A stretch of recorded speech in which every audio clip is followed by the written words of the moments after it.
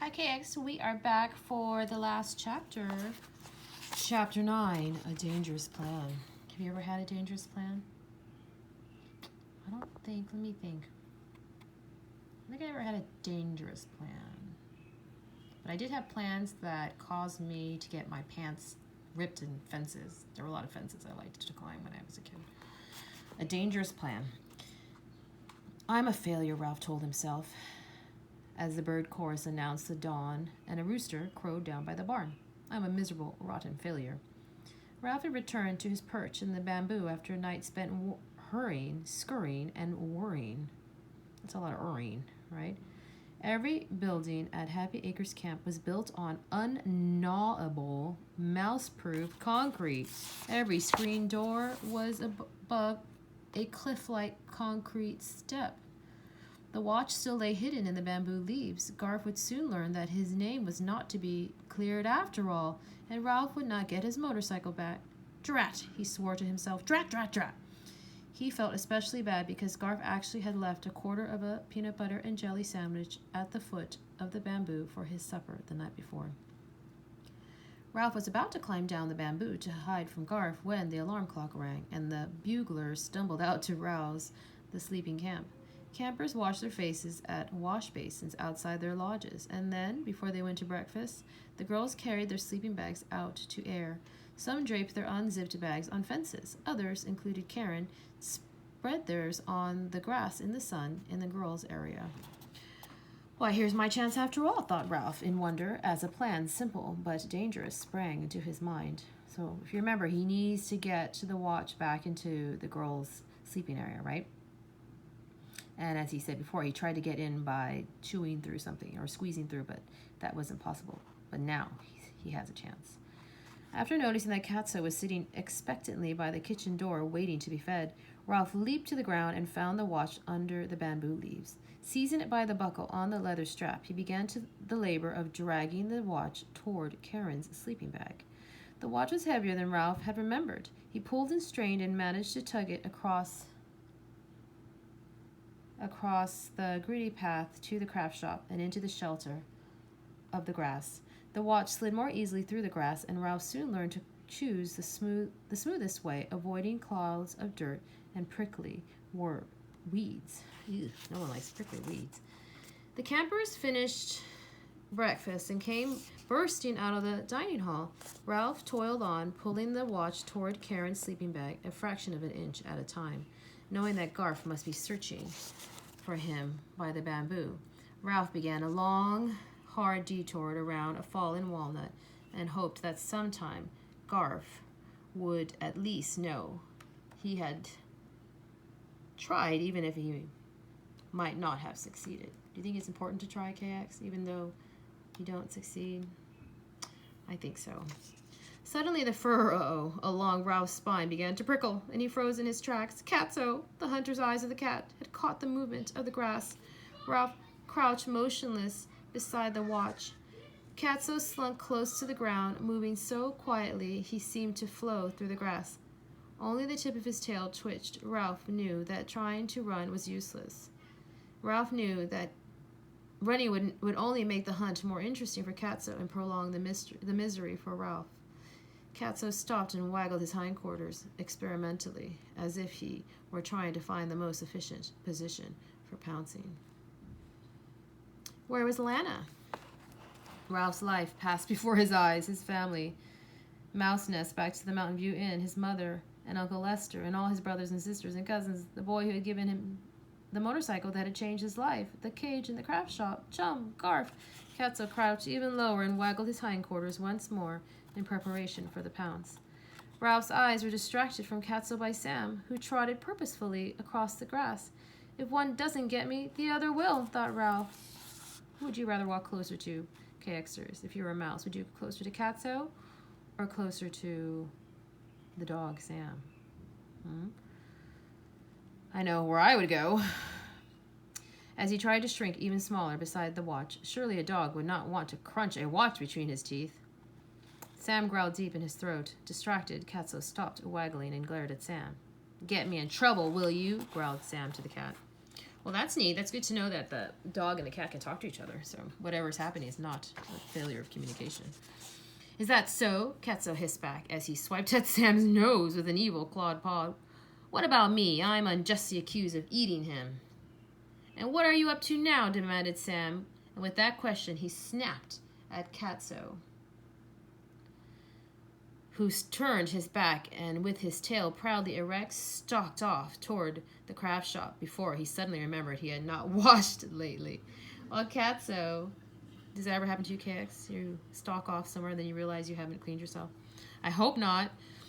While Katso sat grooming his toes, is that what happens? That happens sometimes in KX when you all take off your socks. Mrs. Coughlin and I say, put your socks back on. You have to put your socks back on. Sam eyed Ralph with interest. You're a busy little fellow, he remarked, not unkindly. First a motorcycle, now a wristwatch. He thought a moment before he said, Say, where did you get that watch? You didn't happen to steal it, did you? No, you couldn't. You're too little. That's right, I'm too little, agreed Ralph, but Katso stole it, and I'm trying to return it to its rightful owner. He told Sam the whole story, explaining why Garf would not return the watch. Sam glanced at Katso and growled, but Katso merely paused in washing his left hind foot to look disdainfully at Sam, who then said to Ralph, You're pretty little to be pulling that watch over this rough ground. Maybe I can help you out. Here, let me take it for you. Ralph trembled to see that great snout coming close. He crept away from the watch and stared fascinated as Sam delicately picked up the leather strap in his teeth and trotted over to Karen's sleeping bag, where he dropped the watch on the flannel lining. Now, isn't that lovely? Who wouldn't want a doggy friend? Ralph crept closer. Thank you, Sam, he said, genuinely grateful to the big dog. That was kind. It was all in the line of duty, said Sam. Still, one thing bothers me. Boys don't come into the girls' area, but couldn't a boy throw a watch over here? A boy could stand on the other side of the fence and toss a watch onto a sleeping bag. I'm not sure Garf's name will be cleared when Karen finds the watch.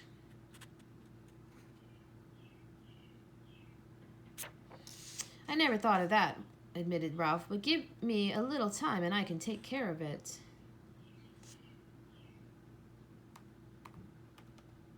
Sorry, KX. Mr. Fowler keeps asking me questions. But give me a little time and I can take care of it. He scurried over to the watch and began to gnaw a hole in the fabric of the sleeping bag. Garf might be able to throw a watch, but he couldn't gnaw a hole. Sam settled himself with his nose on his paws to guard Ralph. Ralph used his sharp teeth so efficiently that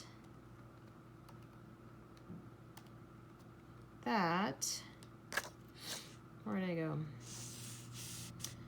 That he soon had a hole in the dry and tasteless lining. Oh. He waded into the Dacron stuffing, dragging the watch behind him. You all right in there? Asked Sam. Of course I'm all right, answered Ralph, shoving the Dacron aside to make room for the watch. The Dacron was softer than the most finely shredded Kleenex. It was softer than, nylon stockings or pillow feathers or any other soft thing Ralph had experienced at the inn. Then I'd better be on my way, said Sam. I still have the barn to inspect. Ralph popped his head out of the hole in the sleeping bag. Thanks a lot, Sam, he said. You saved my life. I really mean it. The watch band still protruded from the hole, so Ralph crawled back inside and tugged some more until he was sure it was safely out of sight. There, when Karen climbed into her sleeping bag that night, she was sure to feel a lump, investigate, and discover her missing watch in a place where Garf could not have hidden it. But wouldn't you wonder, how did my watch get in a sleeping bag? Just a thought, right? The Dacron was deliciously soft, and Ralph was soon tired after a sleepless night.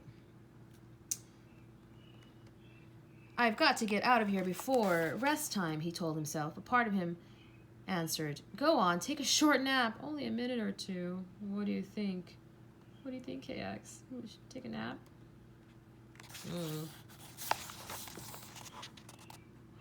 Without knowing where he was going. Now, did I skip a page? Oh, here.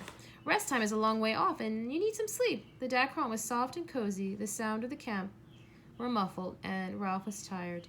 The next thing Ralph knew, the sleeping bag was moving. He heard the swishing sound of a long zipper being closed and felt himself being lifted. Then a screen door slammed, the sleeping bag was set down, and a pair of hands smoothed it. Drat, thought Ralph. Now I've done it. He heard the muffled sound of the boots being thrown on the floor.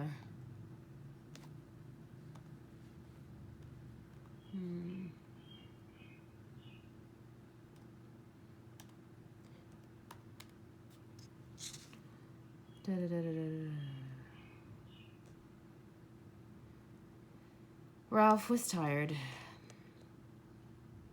Oh, no. The cot beneath him heaved, and a sudden weight seemed to flatten Ralph, even though he was cushioned by Dacron. Ralph could not help himself. He squeaked. The weight pressing on him was removed instantly.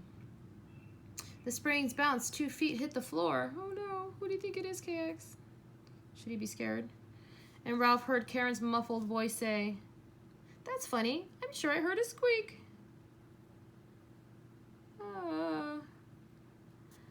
It's your spring, silly, said another girl. No, said Karen. It was more like a mouse, and it was right under me. Quiet, girls. It's rest time, said the counselor. I better get out of here, thought Ralph, crawling out of his Dacron nest and in between the 2 layers of flannel lining. As he started toward what he hoped was the open end, he heard the swishing sound of the zipper. The top of the sleeping bag was thrown back, and Ralph was exposed for all to see. Oh no, KX. Eek, squealed Karen. It's a mouse, and he isn't even squashed. Ew. Ralph leaped to the floor and was aware of a double row of girls staring at him from their bunks. He darted toward an overturned riding boot and realized that he would be trapped inside, and darted the other way without knowing where he was going. Now all the girls were squealing. Catch him! Don't let him get away. Isn't he darling? He isn't darling in my sleeping bag, said Karen. Sock-clad feet hit the floor. Get a wash basin, someone yelled. Catch him under a wash basin. Girls, cried the counselor. Ralph darted this way and that. No matter which way he ran, he met feet. He was frantic. He knew he had to find a way to escape before someone clapped something over him. Oh, the screen door creaked, so he knew someone had run outside for a basin. A hat, someone shouted. Where's a hat? In his panic, Ralph ran up and over a foot in a white sock. Its owner screamed.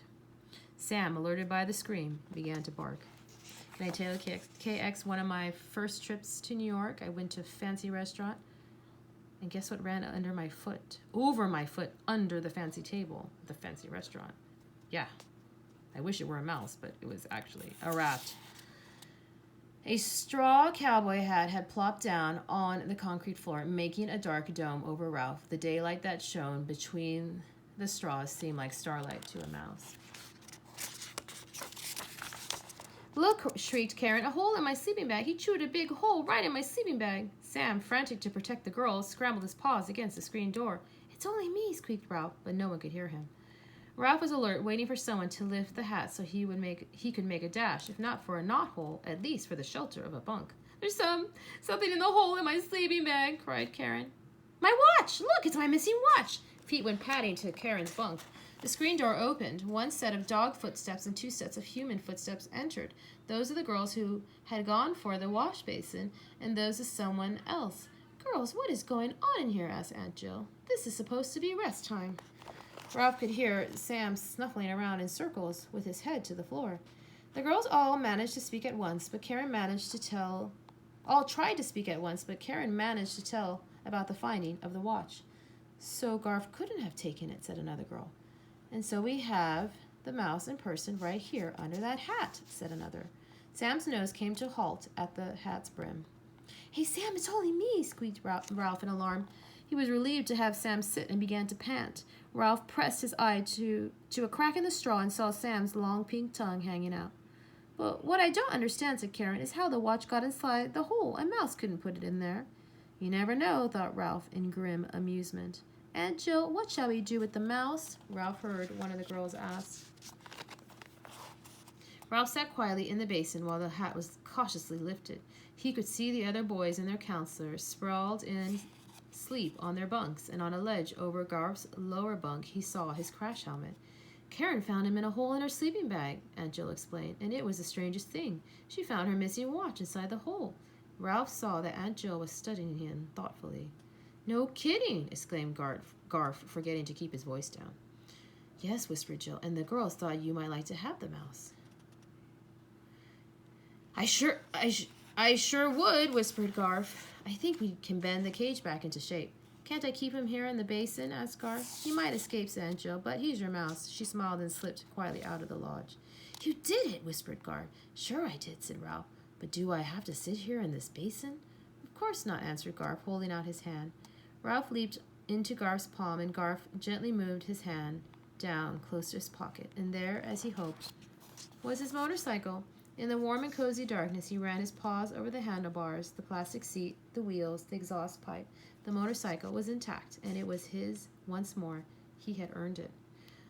Ralph popped back out of the pocket. "You aren't going to make me go back into that cage, are you?" he asked. "Not if you promise to not if you promise not to run away. I'm taking you back to the inn tomorrow, remember? You haven't forgotten your promise?" "About the motorcycle, have you?" asked Ralph, just to be sure. "Nope," answered Garf. "I won't run away," promised Ralph. "But there's one more thing. Before you leave camp, do you suppose you could give Chum a piece of wood to gnaw so he won't have to gnaw his cage to keep his teeth worn down?" "Why, sure," whispered Garf, "right after rest time." That need taken care of made Ralph feel better about Chum alone in the craft shop. He was about to climb back into the pocket when Garf whispered, "Do me a favor, will you? Let me see you ride the motorcycle before everybody wakes up." "Sure!" Ralph was happy to agree to this request. Gently, Garf lifted Ralph and the motorcycle to the floor. Then he handed down the crash helmet, which Ralph set on his head and secured by snapping the rubber band under his chin. Expertly, he grasped the handle grips, threw his leg over the plastic seat, and taking care to keep his tail out of the spokes, inhaled. Ralph took off across the concrete floor while Garf leaned over the edge of his bunk to watch. Ralph bent low over his handlebars and increased his speed. Filled with joy and excitement of speed, he rode in a figure 8 around Garf's cowboy boots, which were lying on the floor.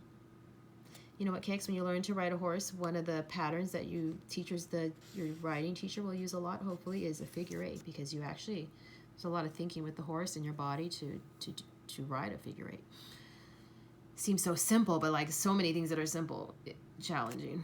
Garf's counselor moved in his sleep, and Ralph shot out of sight under Garf's bunk until the counselor lay still.